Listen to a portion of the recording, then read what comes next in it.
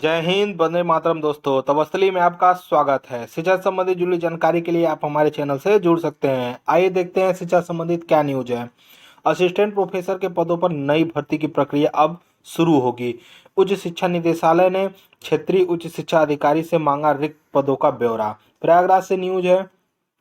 प्रदेश के अशासकीय सहायता प्राप्त महाविद्यालयों में असिस्टेंट प्रोफेसर और प्राचार्य रिक्त पद पर नई भर्ती के लिए प्रक्रिया शुरू कर दी है। इसके लिए उच्च शिक्षा निदेशालय ने भी सभी क्षेत्रीय व उच्च अधिकारियों को पत्र जारी कर अशासकीय महाविद्यालयों में रिक्त पदों का ब्यौरा मांगा है। पदों का ब्यौरा मिलने के बाद निदेशालय की ओर से उच्च शिक्षा सेवा चयन आयोग को अधियाचन भेजा जाएगा और आयोग विज्ञापन जारी कर भर्ती की प्रक्रिया आवेदन शुरू कर देगी। हालांकि निदेशालय ने पूर्व में भी अशासकीय महाविद्यालयों से असिस्टेंट प्रोफेसर के रिक्त पदों का ब्यौरा मांगा था। निदेशालय को तकरीबन 2000 पदों की रिक्त पदों की सूचना मिली है। इसके बाद शासन ने जनशक्ति का निर्धारण करते हुए निर्देश जारी किया कि महाविद्यालयों में शिक्षक छात्र अनुपात में असिस्टेंट प्रोफेसर के पदों पर भर्ती की जाए। कुछ महाविद्यालयों में छात्रों की संख्या काफ़ी कम है, इसके बावजूद वहां जरूरत से अधिक पदों की रिक्त दर्शाते हुए सूचना निदेशालय को भेज दी गई है। ऐसे में निदेशालय को नए सिरे से रिक्त पदों का ब्यौरा मांगना पड़ रहा है। यह प्रक्रिया पूरी होने के बाद पदों की संख्या घट या बढ़ सकती है। निदेशालय में 5 अप्रैल तक रिक्त पदों की जानकारी मांगी है। उच्च शिक्षा निदेशक डॉक्टर अमित भारद्वाज की ओर से उच्च शिक्षा अधिकारियों को जारी किए गए पत्र में यह कहा गया है, अगर त्रुटिहीन याचिका के कारण भविष्य में कोई विसंगति उत्पन्न होती है तो उसका व्यक्तिगत उत्तरदायित्व क्षेत्रीय उच्च अधिकारी अथवा प्राचार्य होगा। कॉलेज में प्राचार्य के पदों पर भी भर्ती होनी है। हालांकि कुछ दिनों के पहले यूपीएससीएच की ने प्रधानाचार्य के 290 पदों पर भर्ती के लिए रिजल्ट जारी किया था। इनमें से 216 पदों पर भर्ती ने कार्यभार ग्रहण कर लिया है। ज्वाइन करने की अंतिम तिथि 30 मार्च निर्धारित की गई थी। 30 मार्च के बाद पद रिक्त समझे जाएंगे। उन्हें नए अधियाचन में शामिल कर लिया जाएगा। अगली न्यूज देखते हैं शिक्षा संबंधित क्या है। काशी विद्यापीठ में आज से शुरू होगी स्नातक और स्नातकोत्तर की परीक्षाएं। वाराणसी से न्यूज है। महात्मा गांधी काशी विद्यापीठ की परीक्षाएं आज से शुरू होने जा रही है। स्नातकोत्तर की सभी परीक्षाएं 28 मार्च से दूसरी पाली में 3 से 4:30 बजे तक, वही प्रथम और तृतीय सेमेस्टर की परीक्षाएं विश्वविद्यालय समेत 5 जिलों में केंद्र बनाए गए हैं। विश्वविद्यालय की वेबसाइट पर सभी विषय की संशोधित समय सारणी व परीक्षा केंद्र सूची को अपलोड कर दिया गया है। काशी विद्यापीठ में परीक्षा की तैयारी पूरी हो चुकी है और तीसरी आ की निगहबानी में सभी परीक्षाओं का आयोजन कराया जाएगा। विश्वविद्यालय परिषद समेत वाराणसी, मिर्जापुर, सोनभद्र, चंदौली और भदोही में परीक्षाएं आयोजित की गई है। स्नातकोत्तर विषय की परीक्षा 28 मार्च से होकर 16 अप्रैल तक संचालित किए जाएंगे। बीए, बीएससी, बीबीए और बीएससी हैंडलूम, कृषि व बीए एलएलबी की परीक्षा 30 मार्च से शुरू होगी और 22 अप्रैल तक चलेगी। बीकॉम और एमकॉम की प्रायोगिक परीक्षा 29 मार्च को होगी। महात्मा गांधी काशी विद्यापीठ बीए, बीकॉम, एमकॉम की परीक्षाएं 29 मार्च को वाणिज्य विभाग में होगी। विश्वविद्यालय महाविद्यालय के ऐसे छात्र जिन्होंने प्रायोगिक परीक्षा में किसी प्रकार कोई छूट न रहे 29 मार्च को शामिल होना आवश्यक है। विभागाध्यक्ष कृपा शंकर जायसवाल ने बताया कि परीक्षार्थी को कुल सचिव द्वारा शुल्क के लिए अग्रसित आवेदन पत्र के साथ 2000 रुपये की शुल्क रसीद तथा प्रवेश पत्र के साथ प्रायोगिक परीक्षा में शामिल होना अनिवार्य है। अगली न्यूज देखते हैं क्या है शिक्षा संबंधित। पीसीएस मेंस में 90% अभ्यर्थी हुए शामिल।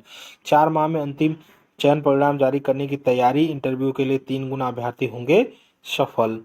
पीसीएस 2021 की मुख्य परीक्षा रविवार को पूरी हो गई। आखिरी दिन रविवार को वैकल्पिक विषयों की परीक्षा प्रयागराज, गाजियाबाद, लखनऊ और 17 केंद्रों पर मुख्य परीक्षा 90% अभ्यर्थी उपस्थित दर्ज कराई है। अंतिम चरण परिणाम 4 माह के भीतर जारी होनी है।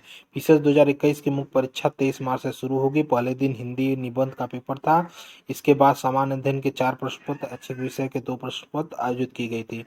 पीसीएस के 678 पदों पर भर्ती होनी है। इसके बाद मुख्य परीक्षा पदों के मुकाबले 3 गुना अभ्यर्थी को इंटरव्यू के लिए बुलाया जाएगा। प्रारंभिक परीक्षा में पदों की संख्या के मुकाबले 15 गुना अभ्यर्थियों को बुलाया गया था, जो सफल घोषित हुए थे। 2019 में पीसीएस की परीक्षा 2019 और 20 की प्रारंभिक परीक्षा में पदों की संख्या के मुकाबले 13 गुना और मुख्य परीक्षा में 2 गुना अभ्यर्थियों को सफल घोषित किया गया था।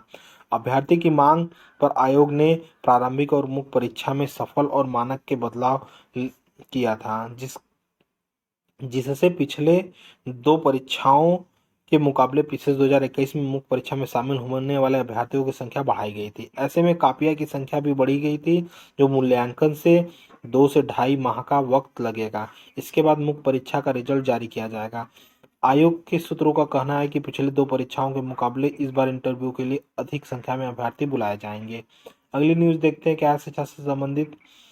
यूजीसी ने कहा सभी कॉलेजों में अब संयुक्त प्रवेश परीक्षा से ही होगा दाखिला।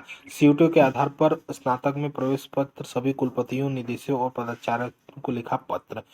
विश्वविद्यालय अनुदान आयोग की तरफ से ये निर्णय लिया गया है कि सभी विश्वविद्यालयों में सीईटी के माध्यम से ही परीक्षाएं होंगी, उनका प्रवेश होगा। 12वीं का अंक के आधार पर उन पर कोई दाखिला नहीं दिया जाएगा।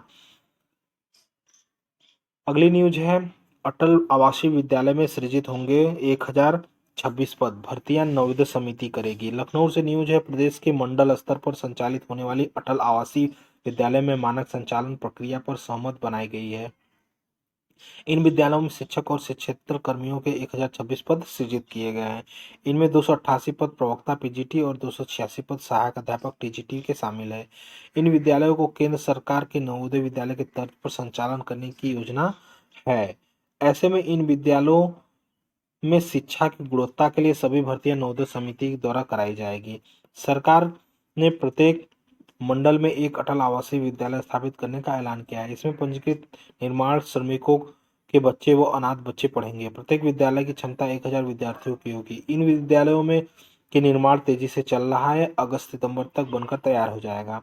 इन विद्यालयों की तैयारी का संचालन मुख्य सचिव दुर्गा शंकर मिश्रा की अध्यक्षता के मानक संचालन प्रक्रिया पर विस्तृत चर्चा की गई है। पढ़ाई यूपी बोर्ड से हो या सीबीएसई बोर्ड से तय होना बाकी। अटल आवासीय विश्वविद्यालय में पढ़ाई 6 से 12 तक प्रस्तावित है। यह पढ़ाई यूपी बोर्ड से होगी या सीबीएसई बोर्ड से, इसका मानक अभी तैयार नहीं हो पाया है। ये थी आज की न्यूज। वीडियो आपको पसंद आए तो लाइक और सब्सक्राइब जरूर करें। धन्यवाद।